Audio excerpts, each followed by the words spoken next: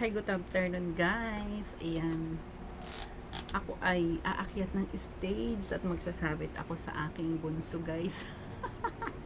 Ayan, at ito, tayo ay aayos ng konti.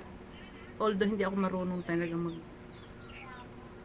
lipstick, mag-ayos-ayos ng mga ganito guys. So, tatry lang natin. So, ito muna. Tayo ay magpalantik ng pilik.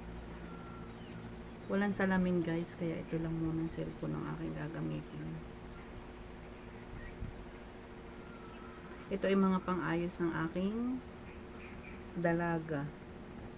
Iniwan niya at ang sabi nga niya ay mag-ayos daw kami ni Bunso. Kasi aakyat nga kami ng stage ngayon at recognition day ng aking bunso. Kaya ito. Pero hindi talaga ako sanay na nagme-makeup sa aking mukha guys. Ang ginagawa ko lang talaga sa aking mukha is pulbo, lipstick. Ayan, okay na yun. Tapos napakainit ng panahon. Napakainit. Pag maglalagay-lagay ka sa mukha mo, para pang mangangati ka lang eh. So, hindi ako maglalagay dito sa mga ganito. Konti lang. Lagyan lang natin ng konti. Pero yung mga kung ano-ano pang ito kasi ang dami ng pang ano ng aking anak ayan, ito daw ay pang blast on dito. Tinuro niya sa akin bago siya pumasok, bago niya iniwan ito. Ayan, ito. Tapos ito, ang dami. Diyos ko po, ano ba itong kung ano-anong mga paglalagay yan. Tapos ito daw. Yan, di ba? Ang dami, guys. Yung aking panganay kasi sanay na sanay siyang mag-makeup sa kanyang mukha. Kasi syempre college na. So, marami na siyang mga kung ano-anong ay naman, guys, tingnan naman ninyo.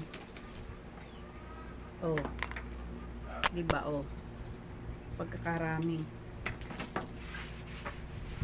na hindi ko alam kung saan ba ito paggagamitin.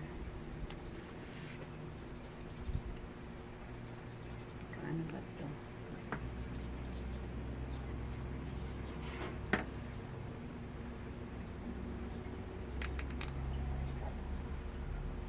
Yan.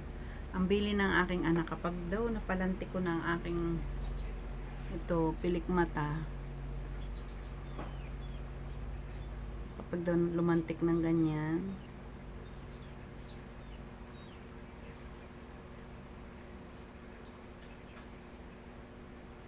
lalagyan daw nito ganun. Ang daming arte guys.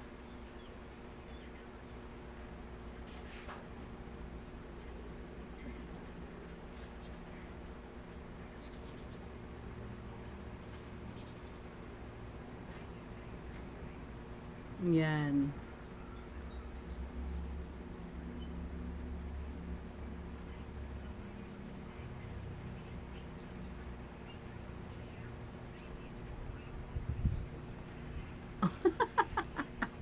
OMG.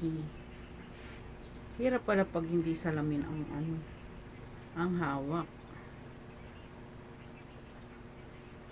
Tapos, ano bang sabi ng aking anak? Ito daw ay pang ano kung pang ano to.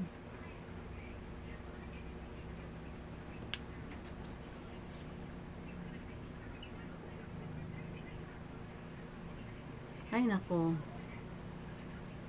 Palibhasa tayo ay hindi talaga sanay mag-ayos ng mukha. Kaya parang ayokong maglagay sa mukha kasi sobrang init.